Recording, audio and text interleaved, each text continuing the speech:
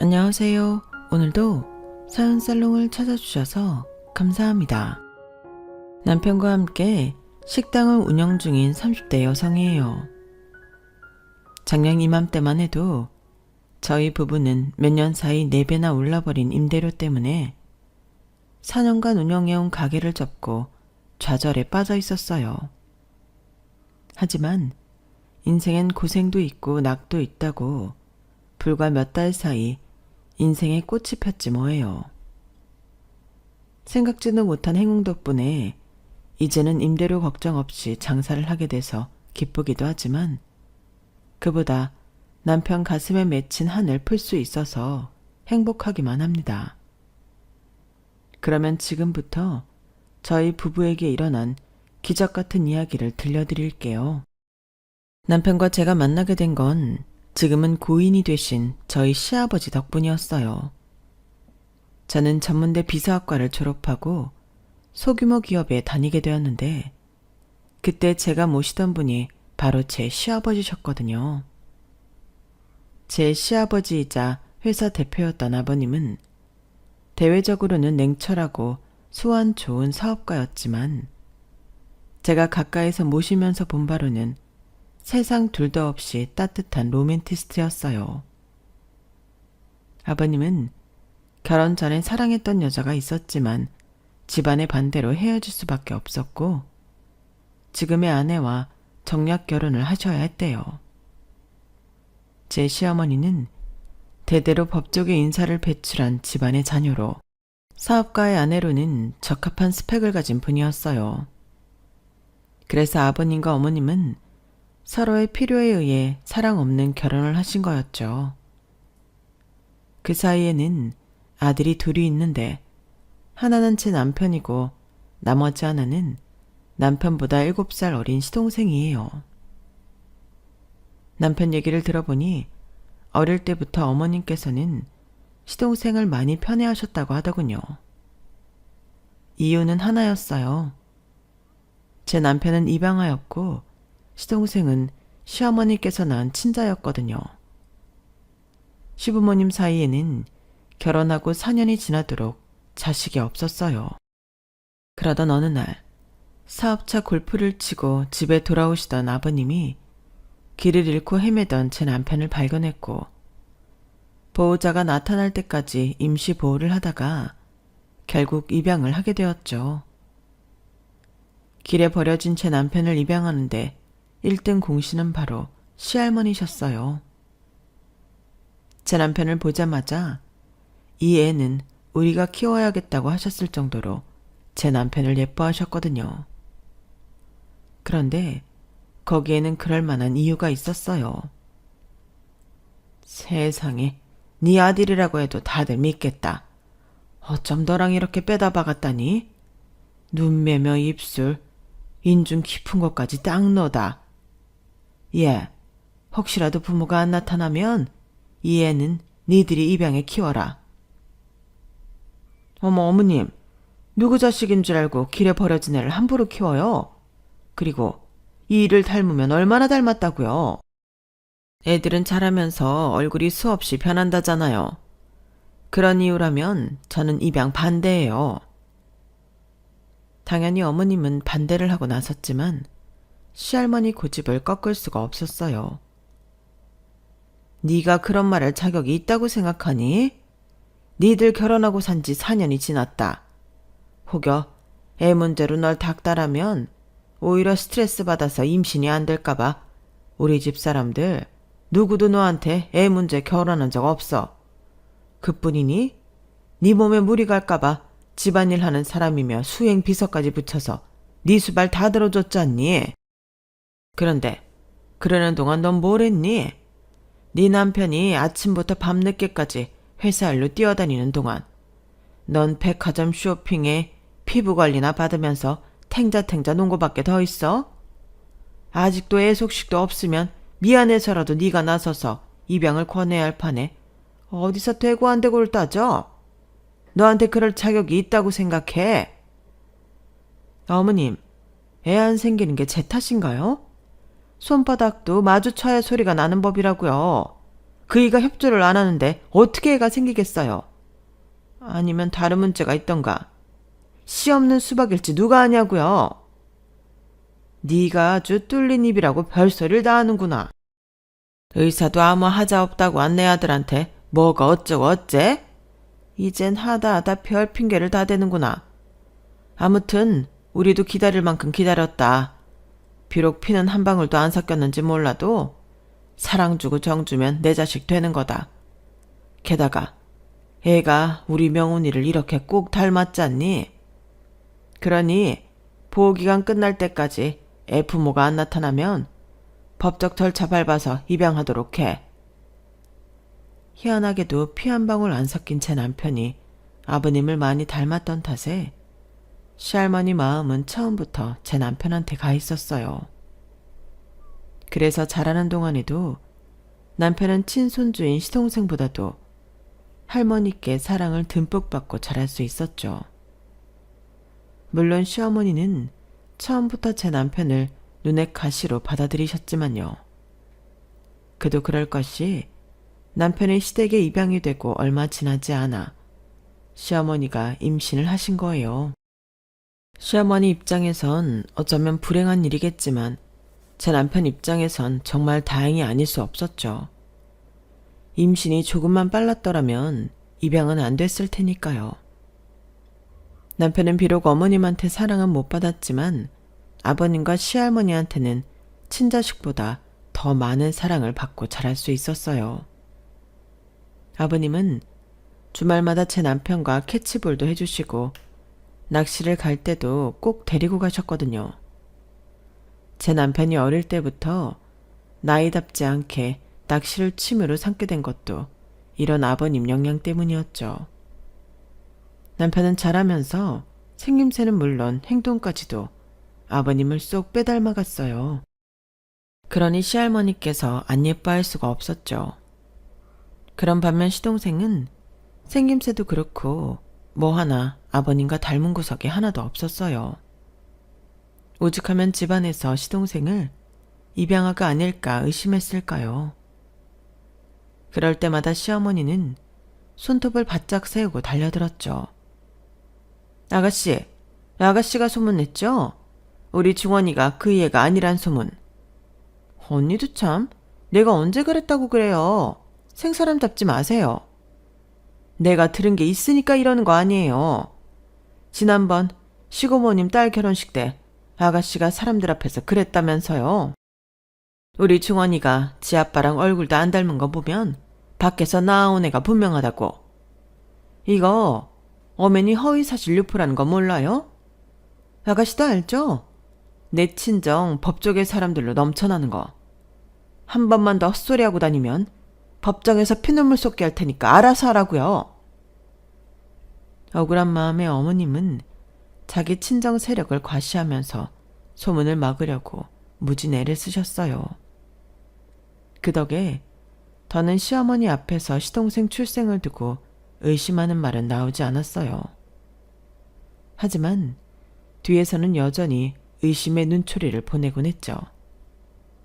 어머님은 그걸 아버님 탓이라고 했어요. 당신이 대원이만 챙기니까 사람들이 더 그러는 거 아니겠어요? 이름만 해도 그래요. 우리 애 이름을 왜 대원이 따라 학렬을 맞춰요? 주어온 애 이름을 왜 친자식 이름 짓는데 쓰냐고요? 당신 말 조심 좀 해. 언제까지 우리 대원이한테 주어온 자식이란 소리를 할 거야.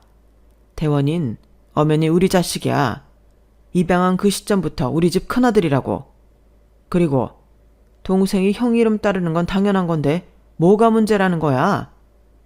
당신 말대로 중원이가 내 아들인 거 틀림없다면 주변 말이야 무시하면 되잖아. 혹시 그러지 못하는 이유라도 있는 거야? 어머머, 이 사람 좀 봐. 이유는 무슨 이유예요? 그냥 내 자식이 그런 소리 듣는 게 싫으니까 그러는 거지. 아버님 반격에 어머님은 꼬리를 내리셨고 나중에 안 사실이지만 거기에는 그럴 만한 이유가 있었더라고요. 시동생은 어머님이 아버님 몰래 외도를 통해 가진 아이였거든요.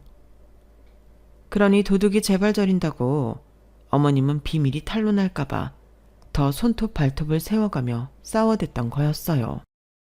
하지만 어머님은 모르는 사실이 하나 있었어요. 아버님은 어머님이 임신을 했다는 말을 했을 때부터 어머님의 외도를 눈치채셨다는 걸요. 제가 아버님 곁에서 비서로 일할 때 아버님 친구이자 주치의셨던 김 박사님을 뵌 적이 있는데 그때 두 분이 하시는 얘기를 들은 적이 있어요. 몇 토막 주워들은 거라서 자세한 내막은 모르겠지만 아버님이 무정자증이라는 내용이었어요. 그때는 그냥 그런가 보다 했는데 아버님 임종을 앞두고 김 박사님께 들어보니 시동생이 태어나기도 전에 무정자증 판정을 받으셨더라고요. 물론 주변엔 그 사실을 비밀로 했고요. 아무튼 남편과 시동생이 호적상으로는 형제지간이었지만 이런저런 상황 때문에 남보다 못한 사이로 자라야 했어요. 어머님은 어떻게든 제 남편보다 자기 아들을 잘 키워보려고 노력을 하셨나 보더라고요. 과외도 그렇고 학원도 그렇고 시동생한테만 좋은 건 다 몰아주셨으니까요. 하지만 공부머리는 타고나는 거라잖아요. 시동생은 들인 돈에 비해 성과는 그리 좋지 못했어요. 그래서 어머님이 일찌감치 시동생을 데리고 미국으로 유학길에 올랐다더군요. 아무래도 한국에서는 이름 있는 대학에 보내기 힘들 거라고 생각하셨던 모양이에요. 이유야 어떻든 그 덕에 남편은 아버님과 오붓하게 부자의 정을 나눌 시간이 있었어요. 제가 입사해서 아버님 비서로 일할 때도 시어머니와 시동생은 미국에서 생활하고 있었어요. 시동생은 방학 때만 한국에 들어왔고 어머님은 수시로 한국에 들어오시기는 했지만 대부분의 시간은 미국에서 아들과 함께 보내곤 했죠. 어머님은 한국에 들어와서도 하는 일이라고는 쇼핑을 하거나 성형외과 시술을 받거나 지인들과 골프를 치러 가는 것 외엔 관심이 없는 사람 같았어요. 아버님 비서인 제가 큰아들과 사귄다는 걸 아시고도 딱히 반대하지 않으실 정도로요. 윤비서, 요즘 태원이랑 만난다며? 윤비서가 똘똘한 건 알았지만 어떻게 태원이를 꼬실 생각을 다 했어? 꼬신 게 아니라 아무래도 나이도 같고 자주 보다 보니 가까워진 것 같아요. 그래, 뭐 어쨌거나 연애를 해서 그런가 얼굴이 많이 폈네. 이러다 몇 년 뒤엔 윤비서가 아니라 며느리라고 불러야 하는 거 아닌가 몰라? 죄송합니다, 사모님. 아니야, 그럴 거 없어. 사람 마음이 그런 걸 뭐 어쩌겠어. 그리고 난 윤비서가 태원이 짝으로 잘 맞는다고 생각해. 학벌도 그렇고 집안 사정도 그렇고 윤비서 정도가 딱 태원이 수준이잖아. 윤비서, 부디 마음 변하지 말고 태원이랑 결혼까지 하길 바래. 진심이야. 드라마를 보면 잘 사는 집 사모님이 자기 아들과 사귀는 가난한 여자를 찾아가 컵에 든 물을 뿌리고 돈 봉투를 던지고 하는 장면이 나오잖아요. 솔직히 저도 남편과 사귀면서 그런 상황이 벌어지지 않을까 내심 걱정을 했어요. 그런데 비록 조롱에 가깝긴 하지만 오히려 저와의 교제를 달가워하는 걸 보니 기분이 이상하더라고요. 대원 씨, 사모님 눈에는 내가 너무 쉽고 하찮아 보이나 봐. 왠지 교제를 반대하는 것보다 더 자존심이 상하네. 자기도 잘하면서 내내 이런 기분이었어? 그렇지 뭐. 그래도 아버지랑 할머니는 내 편이었으니까 별로 힘들거나 하지는 않았어. 어머니께서 나를 싫어하시는 건 내가 중원이가 받아야 할 아버지 회사를 탐낸다고 생각하시기 때문일 거야. 난 사실 회사 일엔 관심도 없는데 말이야. 어머니도 내 꿈을 안다면 달라지시겠지. 아버님은 제 남편이 회사를 물려받기를 바라셨지만 남편은 생각이 달랐어요. 회사 경영보다는 요리에 관심이 많았거든요. 그 일로 아버님과 많이 다투기도 했지만 자식이기는 부모 없다고 결국 아버님은 남편 뜻을 따라주셨어요. 대학을 졸업하고 본격적으로 요리 공부를 시작한 남편은 일본에 있는 요리학교로 유학을 떠났어요. 그 바람에 저희는 장거리 연애를 하게 되었죠. 아버님은 저를 통해 아들이 어떻게 지내는지, 뭐가 필요한지를 들으셨고 지원을 아끼지 않으셨어요. 한 번은 저와 함께 아들이 있는 일본에 가서 셋이 함께 온천 여행을 한 적도 있었어요. 처음엔 아들이 요리 공부를 하는 걸 반대하셨지만 막상 시작하고 보니 누구보다 더 열렬히 응원을 해주셨죠. 유학 생활을 마친 남편은 한국에 돌아와 바로 자기 가게를 차리려고 했지만 아버님이 반대를 하셨어요. 아직 그럴 단계가 아니라는 게 이유였죠. 사실 그때 남편과 저는 가게를 차리고 얼마 뒤 결혼식을 올릴 예정이었어요. 제가 퇴사 후 남편 가게 일을 도우려고 했거든요. 그런데 그 계획이 어긋나 버린 거예요. 아버님은 가게를 차려주는 대신 제 남편을 아버님이 자주 가시는 단골 일식집에 보내셨어요. 거기서 밑바닥부터 배우라고요. 자기 장사는 그 뒤에 시작해도 늦지 않다고 말이죠. 물론 아버님 말씀이 틀린 건 아니었지만 그때는 솔직히 좀 야속하긴 했어요. 회사도 포기한다는데 그깟 가게 하나 차려주는 걸로 사람을 이렇게 힘들게 하나 싶었거든요. 당시엔 아버님의 깊은 뜻을 철없던 제가 몰랐던 거죠. 예정대로라면 저는 결혼을 앞두고 퇴사를 해야 했지만 그럴 수 없었어요. 남편 벌이가 얼마 되지 않아서 저도 벌어야 했거든요. 아버님도 허락한 부분이기는 했지만 시어머니께서 그 일로 많이 불쾌해 하시더라고요. 예, 사람들 눈도 있는데 굳이 비서일을 계속 해야겠니? 세상에 어떤 며느리가 시아버지 비서일을 해? 돈 때문이니? 그런 거면 내가 매달 생활비 보내줄게. 사실 그간 태원이가 허튼 꿈을 꾸고 있는 게 아닌가 해서 내심 걱정했었는데 지금 보니 그건 아닌 것 같아서 다행이다 싶다. 그게 다 네 덕분 아니겠니? 너랑 만나면서 송충이는 솔잎을 먹어야 한다는 걸 지도 깨달은 거겠지.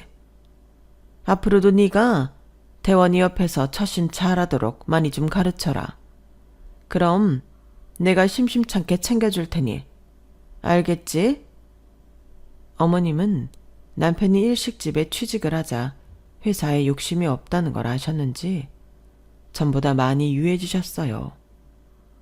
혼수며 예단 문제로 괴롭히지도 않으시고 오히려 그동안 고생 많았다면서 아버님 몰래 보너스도 두둑히 챙겨주셨죠. 하지만 제가 퇴사를 않고 비서 일을 더 한다고 하자 바로 달려와 한 소리를 하시는 거예요. 마치 제가 회사에 남아있으면 절대로 안 되는 뭐가 있는 것처럼 끝까지 퇴사를 종용하셨어요. 그게 내심 걸리긴 했지만 시어머니가 말리는 일이라서 끝까지 고집을 부릴 수만은 없었어요. 그래서 퇴사를 하고 결혼식 이후 재취업을 했어요. 전에는 아버님과 종종 낚시도 다니고 함께 보내는 시간이 많았던 남편이었지만 결혼 후에는 사는 집도 다르고 식당에 취직한 지 얼마 안 돼서 시간을 내기 힘들어진 탓에 아버님과 만나는 날도 손에 꼽을 정도에 불과했어요. 그러다 보니 시댁과 점점 더 멀어져 갔죠. 그렇게 3년을 일식집에서 일을 배운 남편은 드디어 가게를 차리게 되었어요. 가게 오픈에 맞춰 저도 퇴사를 하고 남편 식당 일을 돕기 시작했고요. 가게는 아버님이 차려주셨지만 어떻게든 인건비를 줄이려고 그러기로 한 거였죠. 남편이 차린 식당은 전통 일식집은 아니고 덮밥 전문 가게였어요. 주 메뉴는 튀김덮밥과 회덮밥이었지만 남편의 야심작은 한정 판매를 하는 장어덮밥이었어요. 단가가 꽤 센 편이었는데도 점심시간에 매진이 될 정도로 인기가 좋은 메뉴였죠. 손도 많이 가고 수량도 적은 메뉴였음에도 남편이 장어덮밥을 고집한 건 아버님 영향이 컸던 것 같아요. 저희 아버님이 장어덮밥을 좋아하시거든요. 아버님은 종종 가게에 들러 남편이 만든 장어덮밥을 드시고 가셨는데, 그래서 남편은 아무리 주문이 밀려도 아버님께 드릴 장어덮밥 1인분은 매번 남겨두고 판매를 하곤 했죠. 그런데 언제부턴가 아버님 발걸음이 뜸해지기 시작했어요. 저희 부부도 가게 일이 바빠서 따로 시댁에 찾아뵙기 힘들어졌고요. 그렇게 3년 가까이 시간이 지난 어느 날 아버님이 전화를 하셨더라고요. 아가, 가게 휴무가 언제니? 혹시 시간 내면 가까운 데로 나들이라도 가지 않으련? 아버님, 저희가 다음 주 수요일이 휴무예요. 그럼 그때 나들이 가실래요? 도시락으로 아버님 좋아하시는 장어덮밥 싸갈게요. 자주 못 찾아뵈서 죄송해요. 사실 가게 일로 많이 지쳐서 쉬는 날만이라도 푹 자고 싶었지만 모처럼 아버님이 먼저 연락을 해주셨는데 피곤하다는 핑계로 약속을 미룰 수는 없었어요. 그래서 휴무 전날 늦게까지 도시락 준비를 해서 아침 일찍 아버님을 모시러 갔어요. 그런데 아버님이 일이 있어서 밖에 나와 계신다고 집으로 가지 말고 아버님이 계신 곳으로 오라고 하시더라고요. 그땐 아무 생각 없이 아버님이 알려주신 곳으로 차를 끌고 갔는데, 나중에 알고 보니 그때 아버님은 병원에 입원 중이셨더라고요. 담당 의사한테 하루 외출 허락을 받고 저희를 만나러 나오신 거였죠. 남편과 저는 그걸 몰랐던 거예요. 시댁의 발길이 뜸해진 건 우리 부부가 가게 일로 바빴다는 핑계도 있지만, 실은 어머님이 저희 부부의 방문을 꺼려하셨던 이유도 있어요. 어머님은 아버님 눈을 피해 저희 부부한테 늘 이러셨거든요. 그만큼 키워줬으면 이제 아버님 그늘 벗어나 스스로 살 생각을 해야지. 뭐 얻어먹을 게 있다고 집에 드나드니? 왜? 가게 하나 받은 걸로 부족해서 그런 거야? 돈 좀 더 얹어줘야 돼? 어머님, 저희는 그런 생각으로 찾아오는 거 아니에요. 저도 그렇고 이도 그렇고 부모님께 인사드리러 오는 거지 다른 뜻은 없어요. 이 인사는 무슨, 우리가 니들 인사받고 살 정도로 한가해 보이니? 대원이 너 혹시라도 호적에 이 집 아들로 되어 있다는 이유로 내 남편 회사를 욕심내고 있는 거라면 지금이라도 당장 마음 고쳐먹어. 엄연히 우리한테는 친자식이 있는데 설마 양자인 너한테 회사를 주겠니? 꿈도 꾸지 마, 얘. 난 솔직히 니들이 매번 찾아올 때마다 속에 흑심을 품고 있는 게 아닌가 의심스러워. 니들이 내 입장이라면 안 그렇겠니? 내 남편이 사람이 물러서 양자인 너한테 그간 정도 주고 아낌없이 지원은 해줬다면 그건 어디까지나 네가 친자랑 양자 사이에 차별한다고 서운해할까봐 그런 거지 다른 의미는 없어. 팔은 안으로 굽는다고 그 애한테 친자식은 엄연히 중원이 하나뿐이라고. 그 정도 해줬으면 알아서 떨어져 나가야지. 이런 것도 내 입으로 말하게 하니? 잘 알아들었으면 앞으로는 찾아오지 마. 그런 말을 듣고 시댁으로 향하는 발걸음이 달가울 수는 없잖아요. 아버님이 오라고 하신 날에는 어쩔 수 없이 찾아뵙곤 했지만 갈 때마다 우리 부부를 대하는 싸늘한 표정에 나중엔 이런저런 핑계를 대고는 시댁 발걸음을 끊게 되었어요. 그렇게 발길을 딱 끊은 지 1년이 조금 지난 동안 아버님도 서서히 저희 가게에 발길을 끊으시더라고요. 그래서 어머님 말씀이 빈말이 아니었구나 생각하게 되었죠. 그런 와중에 아버님이 함께 나들이를 가자고 하시니 좀 의아하긴 했어요. 그런데 막상 1년 만에 아버님을 만나 뵈니 심장이 쿵 내려앉는 것 같더라고요. 못 본 사이 아버님이 많이 수척해지셨거든요. 한눈에 봐도 병색이 짙어 보였어요. 아버님, 어디 편찮으세요? 살이 왜 이렇게 많이 빠지셨어요? 안색도 안 좋으시고요. 병원에는 가보셨어요? 김 박사님한테 진료 예약이라도 할까요? 아가, 그럴 필요 없다. 안 그래도 김 박사 만나고 오는 길이야. 한동안 감기로 고생을 해서 살은 좀 빠졌다만 건강하니까 걱정할 필요 없어. 그나저나 이렇게 보니 좋구나. 그래, 가게는 잘 되고? 네, 이 솜씨가 좋아서 그런지 이젠 제법 단골도 많이 생겼고 점심때는 가게 앞에 줄이 얼마나 긴지 몰라요. 아르바이트생을 더 써야 하나 고민 중이라니까요. 그런데 그동안 왜 한 번도 안 오셨어요? 이이가 아버님 드릴 장어덮밥은 항상 남겨두고 있었는데요. 아, 오늘 도시락으로 장어덮밥 싸왔어요.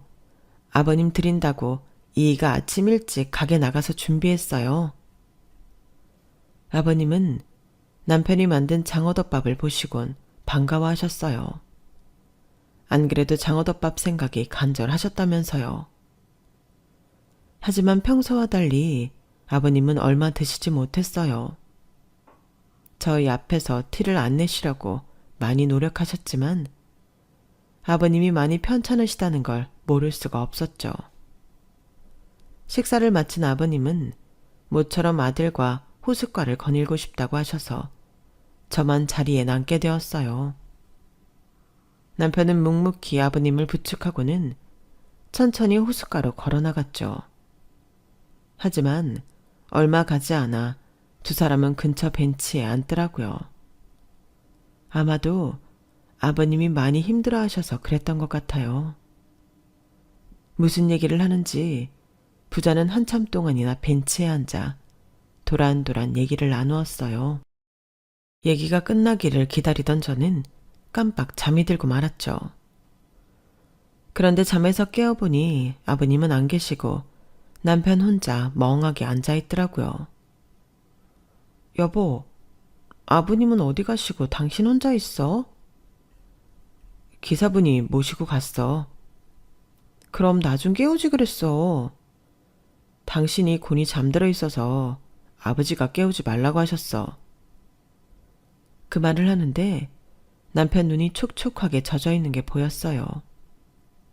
무슨 일이 있었냐고 물었더니 남편이 저를 끌어안고 펑펑 울더라고요.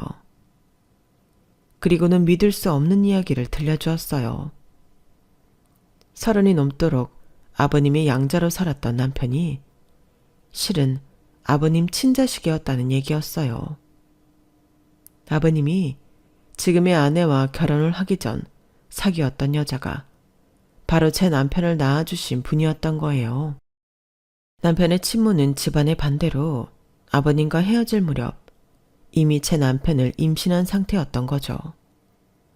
그걸 모른 채 아버님과 이별을 했고 이후 임신 사실을 알고는 혼자 낳아 혼자 기르다가 교통사고로 세상을 떠나셨던 거죠. 뒤늦게 남편의 외가를 통해 그 사실을 듣게 된 아버님은 남편을 데려다 키우신 거예요. 하지만 제 남편이 아버님의 친자식이라는 걸 알면 시어머니 구박이 심할 것 같아서 길 잃은 아이를 데려온 것처럼 꾸몄던 거고요. 시할머니께서 그 사실을 아셨기 때문에 제 남편을 지극정성으로 키우셨던 거죠. 그날 자신의 출생의 비밀을 알게 된 남편은 한동안 가게 문을 닫을 정도로 많이 힘들어했어요. 단순히 친부를 알게 된 걸로 끝날 일은 아니잖아요. 그 긴 시간 동안 남편은 고아 아닌 고아로 살아야 했으니까요. 물론 아버님과 할머니 사랑을 받고 자라긴 했지만 가슴 깊은 곳에는 자신이 이 집 자식이 아니라는 생각 때문에 늘 남의 집에 얹혀 사는 기분이 들었을 거 아니에요. 한때는 부모한테 버려진 자신을 길러준 고마운 분우 받아들였던 아버님이 이제는 자신과 엄마를 버렸던 모진 인간으로 느껴질 테니 얼마나 힘들겠어요. 저로서는 남편이 느끼는 감정이 가늠이 안 되더라고요. 가장 가까운 곳에 있으면서도 남편의 상처에 조금도 위로를 주지 못하는 기분이 들었어요. 한동안 마음을 못 잡던 남편은 조금씩 예전의 모습을 찾아갔고 저와 함께 아버님이 입원해 계시는 병원을 찾아갔어요. 췌장암 말기라서 병원에서도 더는 치료할 수 있는 게 없다고 하더군요. 주치의를 통해 아버님 상태를 전해들은 남편은 그날 집에 돌아와 제게 그러는 거예요. 여보, 한동안 가게 문 좀 닫자. 언제까지가 될지는 모르겠지만 아버지 마지막은 내가 지켜드리고 싶어. 억울해서라도 이렇게는 못 보내드릴 것 같아. 그래, 그렇게 해. 가게 신경 쓰지 말고 아버님 곁에서 지내. 그래야 나중에라도 후회가 안 남지. 마지막 효도 잘해드려. 그렇게 남편은 병실에서 함께 기거하며 아버님 곁을 지켜드렸어요. 그리고 한동안 저희 가게는 문을 닫게 되었죠.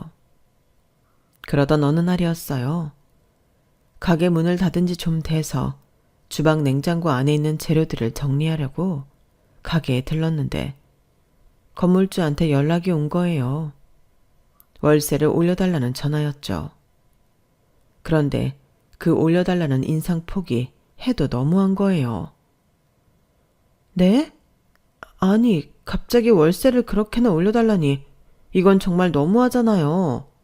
장사를 하지 말라는 얘기랑 뭐가 달라요? 그러지 마시고 저희 사정도 좀 생각해 주세요. 하루아침에 월세를 4배나 올려달라는 건물주의 말에 욕이 나올 뻔했어요. 처음 장사를 시작하고 손님이 없어서 남은 재료가 썩어 나가던 때에도 우리는 허리띠 졸라매며 가게세는 밀리지 않고 냈어요. 그런 노력에도 불구하고 이제 겨우 자리를 잡고 나니까 기다렸다는 듯이 가게세부터 올려달라고 하니 정말 화딱지가 나더라고요. 생각 같아서는 욕이라도 한 바가지 퍼붓고 싶었지만 그런다고 달라지는 게 없어서 최대한 정중하게 말을 했죠. 상가건물 임대차 보호법에 따르면 임대료의 5% 이상 인상할 수 없다고 알고 있거든요. 그런데 4배나 올려달라는 건 말이 안 돼요. 게다가 요즘 집안일 때문에 가게 문도 닫고 있는 형편이라고요. 그랬더니 그건 자기 알 바 아니라며 세를 올려주지 않을 거면 가게를 비워달라지 뭐예요. 결국 소송을 하느니 마느니 하며 한참을 싸우곤 전화를 끊었어요. 전화를 끊고 나니 하도 열받아서 눈물이 다 나더라고요. 주님 위에 건물주라더니 이래서 그런 말이 나왔나 보다 생각했어요. 평소라면 당장 남편한테 전화해 건물주 욕이라도 실컷 했겠지만 상황이 상황인 만큼 그럴 수는 없었어요. 남편은 간병을 하느라 몸도 마음도 지쳐 있을 텐데 저까지 힘들게 할 수는 없으니까요. 그렇다고 언제까지고 이 문제를 두고 볼 수만은 없어서 병원에 찾아가 남편한테 가게세 인상 얘기를 했어요. 그랬더니 남편이 한숨을 푹 쉬고는 그러더라고요. 아버님 상태를 봐도 당장 가게 문을 열기 힘들 것 같으니 가게를 빼는 게 좋겠다고요. 그간 자리를 잡으려고 가게에 들인 공을 생각하면 절대 그만두고 싶지 않았지만 남편을 생각하면 고집을 부릴 수도 없었어요. 그래서 가게를 정리하기로 마음먹었어요. 일단 계약 기간이 남아있으니 제가 혼자 할 수 있는 것만 천천히 정리했어요. 나머지는 아버님 상태가 좀 안정이 되면 남편이 하기로 했고요. 그런데 남편의 노력에도 불구하고 아버님 상태가 나날이 악화된 거예요. 그래도 한동안은 의식이 있으셔서 남편 얼굴도 알아보시고 고개나 손짓으로 의사소통도 하셨는데 이제는 그마저도 힘들게 되고 말았어요. 병원에서도 일주일을 넘기기 힘들 거라며 가족들한테 연락을 하라고 하더군요. 그런데 병원에 찾아온 어머님이 아버님 상태를 훑어보시더니 그러시는 거예요. 그래, 그간 수고 많았다. 그래도 네가 키워준 보답은 하는구나. 그래서 말인데 이제 병원엔 안 와도 된다. 여긴 내가 알아서 처리할 테니까 너희는 이제 그만 가봐. 우리 중원이 곧 한국 들어오니까 넌 여기 있을 필요 없어. 그간에 정이 있으니 장례식 때는 연락하마. 어머니, 그게 무슨 말씀이세요? 아버지가 이러고 계신데 어떻게 제가 자리를 비워요? 아버지 곁은 제가 지키겠습니다. 제가 임종 지킬 거라고요. 예, 네가 무슨 자각으로 내 남편 임종을 지키겠다는 거니? 너도 알겠지만 나 너 싫어. 보기 싫다고. 안 그래도 곧 파양 신청할 생각이야. 그동안 이 사람 뜻이 하도 강경해서 내가 참아줬다만 이제 의식도 없으니 더는 내 뜻을 못 꺾을 거 아니겠어? 그리고 내가 이 사람 죽기 전에 널 파양하겠다는 게 무슨 뜻인지는 알지? 너한테는 유산을 한 푼도 주지 않겠다는 얘기야. 너 돈 한 푼 안 줘도 이 사람 임종시킬 생각 있어? 없지. 그거 봐. 피 한 방울 안 섞인 사이가 그런 거야. 그러니까 쓸데없이 기운 빼지 말고 돌아가. 아버님 임종을 앞둔 순간 시어머니는 본색을 드러냈어요. 어머님 머릿속에는 죽어가는 남편보다 남편이 남길 유산이 먼저였던 거죠. 그런데 이런 상황을 옆에서 조용히 듣고 계시던 아버님 주치의이자 오랜 친구인 김 박사님께서 그러시는 거예요. 재수씨, 대원이를 파양하는 건 안 될 겁니다. 이 친구가 자기 아들을 파양하는 건 원치 않을 테니까요. 아니, 김 박사님, 다 죽어가는 양반 뜻이 뭐가 중요합니까? 그리고 아들은 누가 아들이라는 겁니까? 내 남편한테 아들은 우리 중원이 뿐이에요. 생물학적으로도 그렇고 곧 서류상으로도 그렇게 될 겁니다. 하하, 재수씨, 그러니까 파양이 안 된다는 겁니다. 생물학적으로도 친자식은 중원이가 아니라 대원이니까요. 재수씨도 알죠? 이 친구 재수씨랑 결혼하기 전에 결혼을 약속한 사람이 있었던 거. 대원이가 바로 그 여자분이랑 사이에서 태어난 애입니다. 딱 봐도 얼굴이 이 친구랑 판박인데 설마 몰랐어요? 그 말에 시어머니는 귀신을 본 사람처럼 얼굴이 파래졌어요. 그런데 더 놀라운 건 그 다음이었죠. 그런데 재수씨, 중원이가 정말 이 친구 아들 맞습니까? 의사인 제 소견으로는 이 친구 정자로는 중원이가 태어날 수 없어서 하는 말입니다. 기억하시죠? 결혼하고 이듬해에 이 친구가 교통사고를 크게 당했던 거. 그때 사고 여파로 생식기에 문제가 생겼어요. 정자 생성이 안 되게 됐단 말입니다. 중원이 태어난 게 두 분 결혼하고 4년인가 5년이 지나서죠. 그러니 중원이는 이 친구 친자식일 수가 없다는 겁니다. 설마 모르셨습니까? 이 친구는 다 알고 있던데요. 김 박사님 말에 시어머니는 그 자리에 주저앉고 말았어요. 그동안 남편이 자신의 외도를 통해 애를 낳았다는 사실을 알고 있었다니 놀랄만도 했죠. 거기다 좋은 아이라고 생각했던 제 남편이 아버님의 친자식이었다니. 어머님한테 있어서 비극도 이런 비극이 없었죠.